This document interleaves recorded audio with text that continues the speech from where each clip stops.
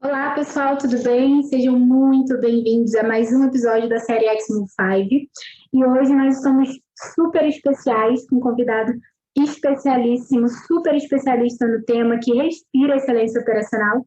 E eu queria te apresentar o Luciano. Primeiro, Luciano, eu queria te agradecer, te dar boas-vindas. Muito obrigada mesmo pela tua participação, pelo teu tempo. E eu queria que você se apresentasse um pouquinho para o pessoal que vai estar nos assistindo. Tá bom, Thaís. Também é um grande prazer estar aqui compartilhando um pouquinho aí com você, né, com toda a rede. Bom, meu nome é Luciano Almeida, né, então nas redes sociais vocês vão me achar por esse nome. Eu trabalho na indústria há 25 anos, né, e eu comecei na operação, né, fui operador, então, né, de máquinas, né, CNC, né, montagens por aí. Então, meu background todo de manufatura começou experimentando mesmo, né, trabalhando, botando a mão na massa, né.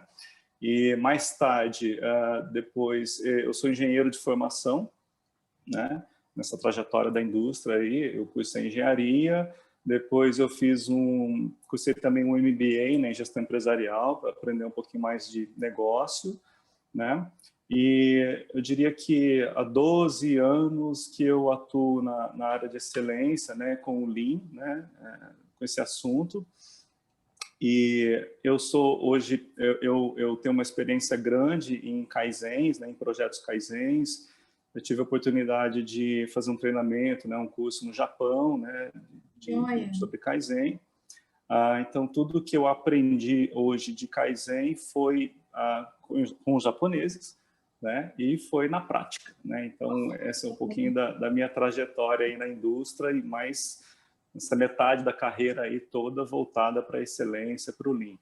Atualmente, na empresa em que eu trabalho, eu sou responsável pela metodologia do Kaizen, né, na empresa toda, e também sou responsável hoje, corresponsável pela metodologia do VSM, toda a governança, né, desse assunto dentro da empresa. E eu também atuo como professor, né, no curso de pós-graduação em gestão de processos Lean aqui da região. Bom, então vamos para a primeira pergunta, né? Explica um pouquinho para a gente, Luciano, o que é Kaizen, sua definição, né? Fala um pouco desse mundo que você vive já há algum tempo e que você tem a prática já de muitos anos. Bom, eu trouxe algumas figuras aqui, né, para ajudar a gente nessa conversa. E o primeiro ponto, né, sobre o que é excelência operacional, né? E como eu atuo já no Lean há alguns anos e eu trabalho numa área de excelência empresarial, né, então essa palavra excelência sempre está no nosso dia a dia, né? Mas eu costumo dizer que a excelência é uma linha de chegada que quando você acha que você está chegando, ela muda de lugar, né? E é uma linha assim imaginária e inatingível, né? Mas você precisa sempre caminhar continuamente buscando essa excelência, né? Porque vem um monte de gente atrás aí de você, né? E você precisa buscar essa linha de excelência, né, na frente dos competidores, enfim. Então, quando a gente fala em excelência em operações, eu defino que excelência é quando eu tenho uma operação que eu consigo otimizar ao máximo o recurso que eu tenho, né? O recurso humano, o recurso de equipamento, o recurso de material, o recurso de instalação. Então, isso é uma busca contínua, né? Então, amanhã a minha competitividade, a minha excelência, ela tem que ser melhor do que hoje, né? E melhor do que foi ontem. Então, por definição, eu coloco que a excelência é uma linha de chegada que ela muda, está constantemente mudando, né? Falando um pouco do Kaizen, né, o que significa, né, o Kaizen e a melhoria contínua, a excelência. Então, o Kaizen são a representação desses dois caracteres, né, ideogramas, kanji, né, escrito aqui em japonês, né, e tem o Kai, que significa mudança, e tem o Zen, que significa bom, melhor, né. Mas como a maioria das palavras, né, do japonês, ela tem um sentido, né? Então, não são somente os caracteres, eles têm um sentido por trás dessa construção desse caractere, né? Então, como Kaizen, a gente faz a tradução na nossa língua, né, para o português, que é mudar para melhor, né? Ou seja, melhoria contínua, ou melhoramento, né? Então, são as principais traduções que a gente traz quando a gente está falando de Kaizen. E olha que interessante, o Kai, que é mudança, né? Se a gente dividir aí esse caractere, nós vamos ter aí, né, o significado eu mesmo, né, que é o primeiro caractere, e o segundo, que é um chicote, né, o significado de um chicote. Mas o que quer dizer isso aí, né? Eu não vou te mudar, eu não vou fazer com que você aprenda Kaizen, eu não vou te bater com um chicote para isso, mas você precisa usar esse chicote em você mesmo, né, para que você consiga mudar, consiga fazer o Kaizen e consiga melhorar. Então, é a primeira parte, né, desses caracteres significa isso. Eu mesmo, eu preciso mudar, né, eu preciso ter esse sentimento, esse desejo de mudança. E quando a gente vai para o segundo kanji, o segundo ideograma aqui, olha que interessante, a gente tem a ovelha representada em cima e embaixo a gente tem o altar.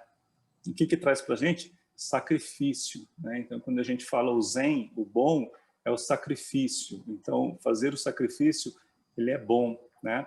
Porém, eu preciso me sacrificar para atingir um nível melhor. Vamos trazer isso para a nossa vida, né? Então, por exemplo, mudar os hábitos alimentares, né? É muito difícil, né? Exige o quê? Sacrifício, né? Para ter uma mudança para melhor, né? Sacrifício. Para eu poder me exercitar com frequência, né? Eu preciso ter tempo, eu preciso ter equipamento, ter vontade. O que precisa? Sacrifício, para eu ter uma saúde melhor. Então, o Kaizen, ele está muito ligado nesse conceito de melhoramento mesmo, né? Mas é para a vida da gente, né? Não é tratado só como uma metodologia, um processo, uma maneira de fazer as coisas melhores, mas é a primeira aceitação do indivíduo em querer fazer a mudança, né? Usar um trajeto diferente no dia do trabalho, trabalhar em outra mesa, né? A gente está vivendo nesse momento de pandemia, né? Trabalhando de home office, né? Então, tem toda essa mudança, a gente precisa querer mesmo mudar para melhor. Esse é o principal conceito do Kaizen. Mudar para melhor exige o sacrifício. Muito legal, incrível, Luciano. E também eu queria saber um pouquinho, né? Quais são as aplicações do Kaizen? Explica para a gente, conta um pouquinho, né? A gente sabe, a gente vê por aí tantas pessoas falando de Kaizen e explica um pouquinho para a gente, né? Como que são as aplicações. Então, assim, eu usei essa figura aqui do Masaki Mai, que ele traz o Kaizen como um grande guarda-chuva, né? E debaixo desse guarda-chuva a gente tem muita coisa, né? E não dá para falar de Kaizen sem falar da Toyota, né? Que a Toyota vem praticando esse conceito já há décadas, né? E lá desde 1950, 60, década de 50, 60, praticando o Kaizen, mas englobando tudo isso que está aí, né? Então, orientado para o cliente, para o consumidor, é controle total da qualidade, é automação, são sistemas de sugestões de ideias, né? Que as empresas hoje elas lançam, né? Programas de ideia Lean, programas de boa ideia, é o próprio TPM, o Kanban, o Just in Time, zero defeitos. Então, é uma gama de assuntos que no início do Kaizen na Toyota foi englobado, né, todos esses assuntos, né, e chamado de Kaizen, né, que inicialmente era o controle total da qualidade, e aí trouxe tudo para debaixo do guarda-chuva do Kaizen. Então, o Kaizen tem um conceito bastante amplo e pode ser aplicado em vários segmentos, processos, empresas, enfim. Na minha experiência com o Kaizen, realmente não tem limite, assim, não encontrei limite ainda para dizer assim, olha, aqui o Kaizen não funciona, né? Não consigo aplicar. Mas, de novo, como o Kaizen é para a pessoa, né? A pessoa precisa mudar para querer fazer a mudança, então, por isso, em qualquer processo que a pessoa esteja inserida, ela consegue aplicar o conceito do Kaizen. Bom, e quanto à aplicação também do Kaizen, né, onde aplicar, como fazer, eu gosto muito dessa imagem, né, que eu também aprendi, né, com japoneses, que é o seguinte, né, olhe a montanha, ou seja, olhe a fábrica como um todo, né, examine a floresta. O que é a floresta? É aquela linha de montagem, aquele processo dentro da empresa, e olhe as árvores, né? O que são as árvores? É aquele equipamento, né? É aquele detalhamento do processo. Então, quando a gente busca a melhoria, a gente quer aplicar o Kaizen, a gente precisa olhar esse contexto, a montanha, a floresta e as árvores. E o Kaizen, ele é aplicado em todos esses contextos, né? Porém, a gente tem Kaizens com escopo um pouquinho menor, com escopo médio, e Kaizen com escopo maior. Originalmente, o Kaizen, ele é um conceito de aplicação todo dia, né? Todo dia eu faço pequenos Kaizens, melhoria. É um conceito que não exige especialistas em algumas ferramentas mirabolantes, né? Então é só a pessoa usar a criatividade, né? Porque a gente trabalha com essa premissa, né? Que para melhorar eu tenho que ser criativo, né? Que eu não tenho mais dinheiro, eu não tenho mais espaço, eu não tenho mais recurso, né? Então eu preciso ser criativo e, de novo, o centro são as pessoas. E aí, para a gente buscar melhoria, a gente tem que olhar todo esse ecossistema e onde a gente pode aplicar o Kaizen a todos eles, né, irrestritamente. Então, a gente pode falar o Kaizen do fluxo, o Kaizen do processo, então, o que muda é a dimensão, né, do olhar que a gente está aplicando aí, né? Se a gente for trabalhar com VSM, a gente vai olhar o VSM porta a porta e por aí vai. Então, acho muito interessante a gente trazer esse conceito, né, da montanha, floresta e a árvore. Nossa, você falou de uma coisa que eu fiquei aqui pensando. Eu queria partilhar com você, não estava nas nossas perguntas, mas eu queria compartilhar um pouquinho. Você falou bastante de pessoas, né? Sobre, enfim, todo o contexto do Kaizen com pessoas. E o que, na tua opinião, é realmente o gatilho, é o fator de diferenciação para que um Kaizen dê certo relacionado a pessoas? Legal. Isso é uma pergunta muito, muito importante e interessante, né? No início, quando a gente quer implementar algum conceito, alguma ideia, né, alguma mudança, né, algum Kaizen, a resistência vem em primeiro lugar, né? Então, a gente trabalha com pessoas são diferentes, algumas são mais propensas a aceitar a mudança, a querer o novo, mas a maioria de nós, né, eu me incluo nisso aí também, nós temos dificuldade, né, de receber alguma coisa nova, a gente fica desconfiado, enfim.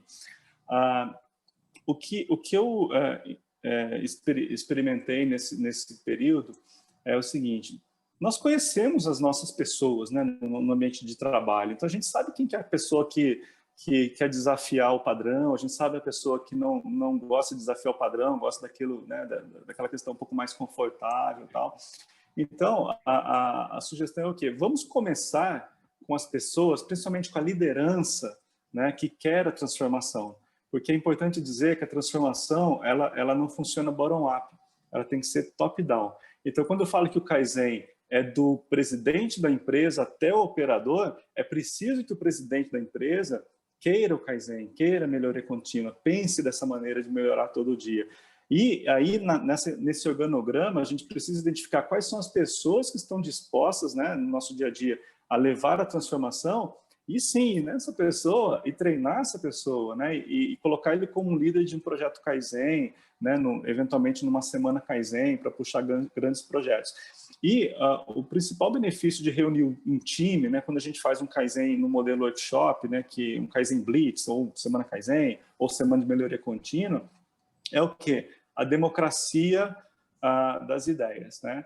Então, quando o indivíduo ele tenta mudar o seu local de trabalho, até existem os programas de melhoria, né? Ou a cultura do Kaizen, né? Como tem na Toyota, que não se vê em muitas empresas, esse Kaizen diário, o Kaizen na pessoa, né? Então, o que a gente faz? O Kaizen é uma maneira de a pessoa contribuir com a melhoria do processo, e aquele estado futuro, o to be, né, que a gente atinge com o Kaizen, ele é um resultado de todos, né? E a gente consegue também dar ouvido às pessoas, né? Então, muitas vezes a gente vai no Gemba, né? Porque o Kaizen sem Gemba não existe. O Gemba é o local onde as coisas acontecem, né? Então, eu preciso ir ver a realidade, onde o produto é feito, como que ele é feito, no local que ele é feito e conversar com as pessoas, né? Esse é a base para a gente fazer um bom Kaizen. E quando a gente vai conversar com as pessoas, assim, os operadores, né? Quem realmente conhece, né, o produto, quem sente a dor do dia a dia, quem sente o peso da peça, o calor, eles depois que passa essa barreira da desconfiança, né? Por que você está me perguntando isso? Aí vem um caminhão de oportunidades e a pessoa realmente ela sente que ela foi ouvida, né? Ela conseguiu colocar aquela ideia, aquela mensagem, ou aquele desconforto. Talvez ela não tenha ideia, né, de como mudar, mas o grupo pode olhar aquela dificuldade e propor novas ideias, novas maneiras de fazer as coisas. Então, incrível, e eu queria agora que você falasse um pouquinho sobre as interações, né? Sobre como que o Kaizen ele pode ser, de alguma forma, utilizado numa cadeia como um todo, né? Você comentou das suas experiências e adianta um pouquinho, explica para a gente um pouco como é que funciona. Inicialmente, a gente atua na manufatura, né? Por que na manufatura? Porque a mudança física ela é perceptível, né? Então, quando eu mudo o equipamento de lugar, quando eu rearranjo um layout, quando eu faço um 5S, né? Quando eu faço um 5S, que não é só limpeza, organização, padronização, mas 5S é melhoria, né? É redução de desperdício para eu poder enxergar melhor meu fluxo. Então, as pessoas enxergam a transformação. Então, quando eu vou para um ambiente desse, de manufatura, de produção, né, no Gemba, muito fácil.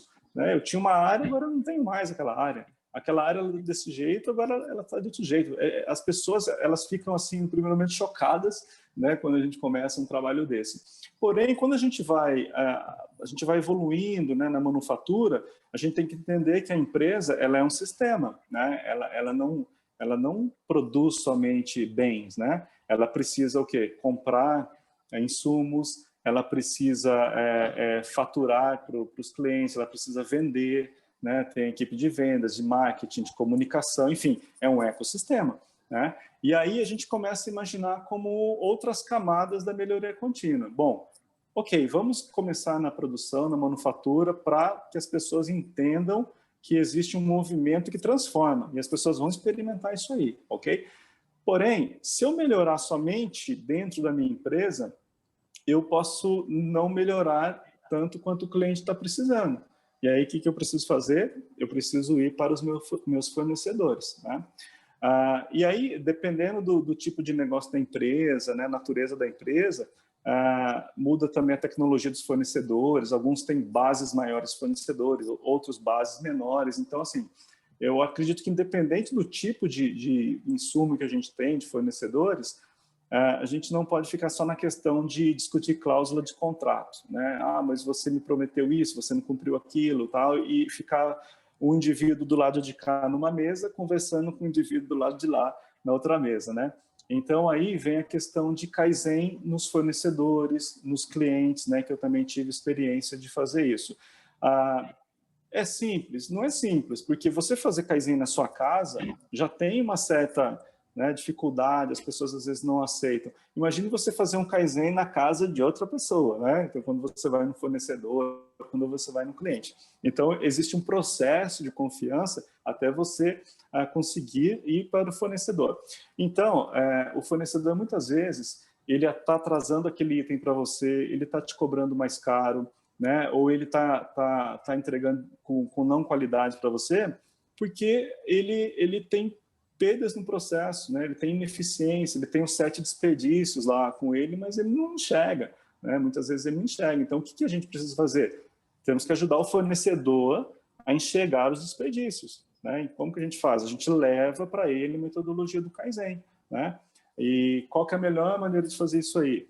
A gente tem que escolher um fornecedor que a gente tem um bom relacionamento, que está disposto a fazer a mudança, né? Depois a gente precisa escolher qual produto ou qual linha, né? Qual processo que nós vamos focar, porque a gente não consegue melhorar tudo, né, em um Kaizen, a gente precisa fazer vários Kaizens para fazer uma transformação no fluxo. Então, esse processo de seleção do fornecedor, de escolha do produto que a gente quer melhorar, né, de acordo com os indicadores, né, de falta, de atraso na entrega ou de não qualidade, e aí sim a gente vai para o fornecedor, treina esse fornecedor nos conceitos e aplica a ferramenta junto com ele. E aí a gente consegue trazer a melhoria para o fluxo, né? Não mais para um processo, um macro processo, mas a gente consegue trazer melhoria para um fluxo. E para o cliente, a mesma coisa, né? Os clientes também, né?